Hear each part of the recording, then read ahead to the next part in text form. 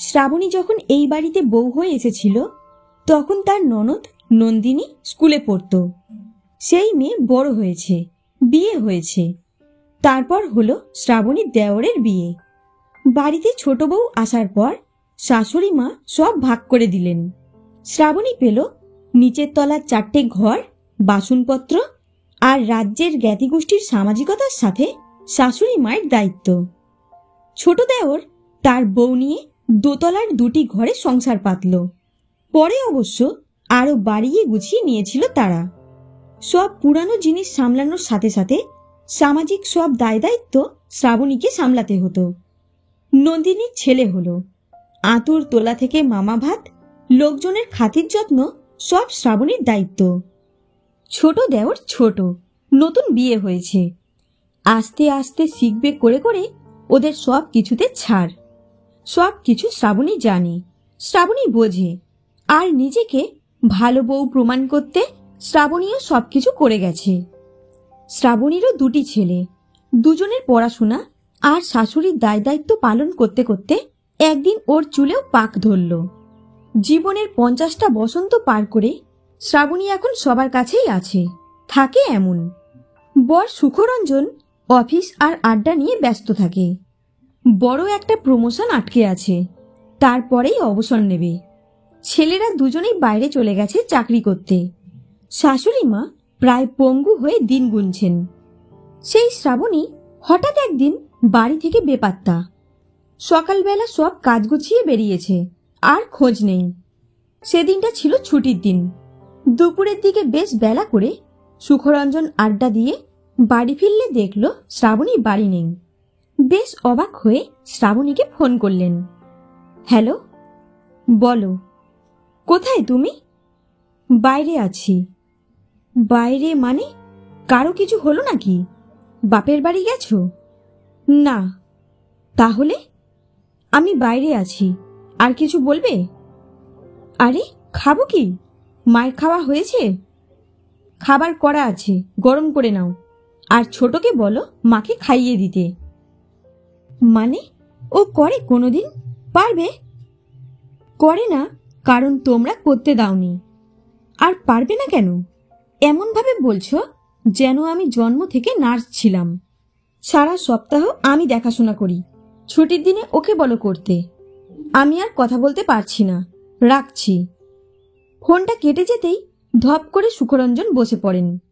কিছুক্ষণ পর সম্বিত ফিরতে আগে ছোট ভাইয়ের বউ রুনাকে ডাকেন, বলেন মাকে খাইয়ে দাও। দিদি কোথায় দাদা? বাইরে গেছে, তুমি খাইয়ে দাও। নিজে অপটু হাতে খাবারটা গরম করে খেয়ে ঘরে গিয়ে সুখরঞ্জন আবার শ্রাবণীকে ফোন করেন। Phone off. বিকালে কাজের লোক আসলে তাকে দিয়ে চা করিয়ে খান। সুখরঞ্জন ভাবতেই পারেন না আজ সারাটা দিন শ্রাবণী বাড়ি নেই। বহু বছর পর সন্ধ্যার সময় সুখরঞ্জন আজ বাড়িতে আছেন, নইলে ছুটির দিনগুলোতে আড্ডা দিতে চলে যান। বেশ একটা গন্ধ আছে বাড়িতে, হয়তো মায়ের অসুস্থতার জন্য। হঠাৎ মনে পড়ে আজ মাকে ওষুধ খাওয়ানো হয়নি। ভাবেন রুনাকে ডাকবেন, তবুও বসে থাকেন।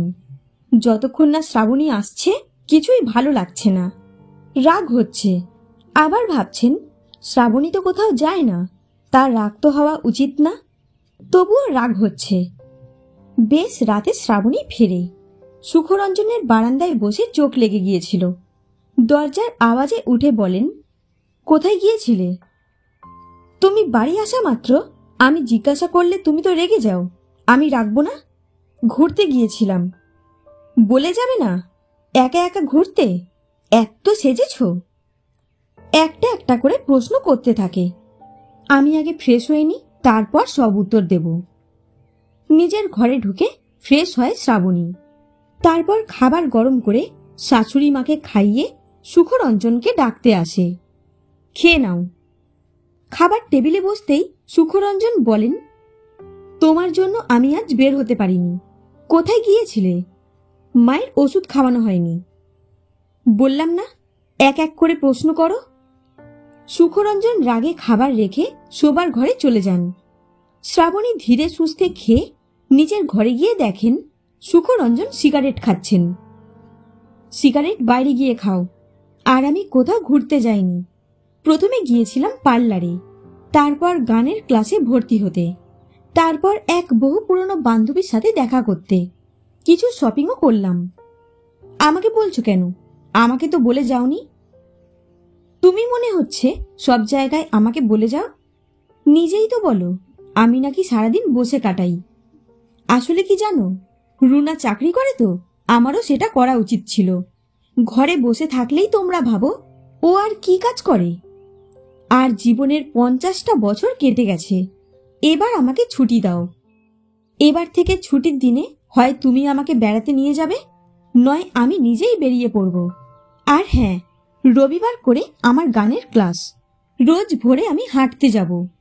মায়ের খালি পেটে যে ওষুধ দিতে হয় সেটা কাল থেকে রুনাকে দিতে বলবে, নয় তুমি দেবে। আমি জগিং থেকে ফিরে টিফিন বানাবো। কি সব বলছো জাতা? এই বয়সে তুমি গান শিখবে, জগিং করবে? হ্যাঁ, কারণ এতগুলি বছর তো তোমাদের জন্যই করে গেলাম, এবার নিজের জন্য কিছু করি। গানের ক্লাসে মাসে 500 লাগবে, আর বাকি সব খরচ মিলিয়ে আমাকে মাসে 2000 টাকা দেবে। আমার অত টাকা নেই। সে থাকবে কেন? আমি এই টাকাটা ইচ্ছে করলে ছেলেদের কাছ থেকে নিতেই পারি, কিন্তু নেব কেন? আর যদি মনে করো দেবে না, তাহলে কাল থেকে মায়ের জন্য সবসময় আয়া ঠিক করো, আর তার সাথে রান্নার লোক। তোমার কি হয়েছে বলবে? কেন হঠাৎ এমন করছো? কারণ আমি নিজেকে সময় দিতে চাই। আমি আজ ফোন কিনেছি তোমার ক্রেডিট কার্ডটা দিয়ে। আর হ্যাঁ, রুনাকে বলবে। না থাক, বলতে হবে না তোমার, আমি বলে দেব। কি বলবে আর? আমি তো অবাক হয়ে যাচ্ছি। হঠাৎ কি হলো? মাথায় ক্যারা ঢুকেছে নাকি? কে বুদ্ধি দিচ্ছে তোমাকে? ফেসবুক করছো নাকি? এত প্রশ্ন একসাথে করছো কেন? আমি তো মেশিন না। তোমার কি হয়েছে বলবে? আমার কিছু হয়নি। বলতে পারো জ্ঞানচক্ষু খুলে গেছে। হঠাৎ করে? হ্যাঁ, কাল হঠাৎ শ্রী এসেছিল। কে? তোমার মাসির ওই ফাজিল মেয়েটা এসেই আগুন দিতে শুরু করেছে। ও কোনো আগুন আনেনি। আসলে কি জানো, তোমরা না ভয় পাও শ্রীর মতন মেয়েদের। ও তো আমার বয়সী, কিন্তু কি সুন্দর মেনটেন করে রেখেছে নিজেকে। আর আমি? চুল পেকে গেছে, মুখে ছোপ, আর তার থেকেও বেশি ছোপ ধরেছে মনে। নিজেকে নিয়ে কবে যে ভাবা ছেড়ে দিয়েছি নিজেই জানি না। এখন যেন ছেলেদের বউ নাতি নাতনি দেখব, ব্যাস, তারপর চিতায় শুয়ে পড়ব। আরো নতুন নতুন চাহিদা আছে নাকি তোমার? ওই মেয়েটা নষ্টের গোড়া। কি সব বুঝিয়ে গেল, আর তুমিও চললে নাচতে। না, ও আমাকে কিছু বলেনি, জাস্ট আয়না দেখিয়ে গেছে। দুজনেই ভালো স্টুডেন্ট ছিলাম আমরা। ও চাকরি করেছে, আমি সংসার করেছি, সেটা নিয়ে কোনো আফসোস নেই। কিন্তু নিজেকে আমি বড় সস্তা করে ফেলেছি। চাকরি করে সংসারে টাকা দিলে অনেক কিছু থেকে ছুটি পাওয়া যায়। সংসারের চাকায় কোনো ছুটি নেই। যা খুশি করো, আমার কি, বুঝবে কোনো বিপদ হলে। নিশ্চয়ই বুঝে নেব। আমাকে এই আগলে রাখার অভ্যাসটা ছাড়ো। বয়স অনেক তো হলো দুজনেরই। ঘুমাও, কাল অফিস আছে।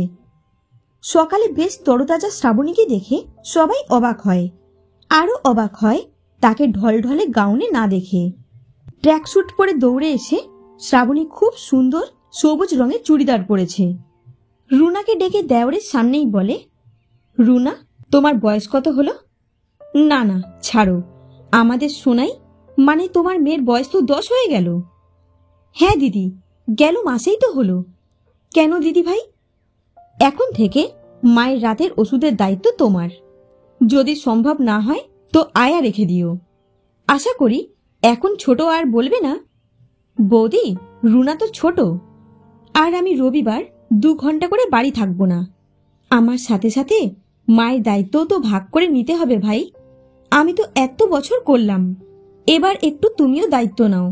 সামনের মাসে নন্দিনীর মেয়ের বিয়ে, ওকে তুমি আলাদা করে আইবুড়ো ভাত খাওয়াবে। শোনো, সংসার আলাদা, সম্পত্তির ভাগ হয়ে গেছে, এবার দায়িত্বগুলো ভাগ করে নিতে শেখো। সবাইকে অবাক করে দিয়ে শ্রাবণী চলে যায় নিজের ঘরের দিকে। এখন আর ঘর মানেই শ্রাবণীর কাছে বন্দি দশা নয়,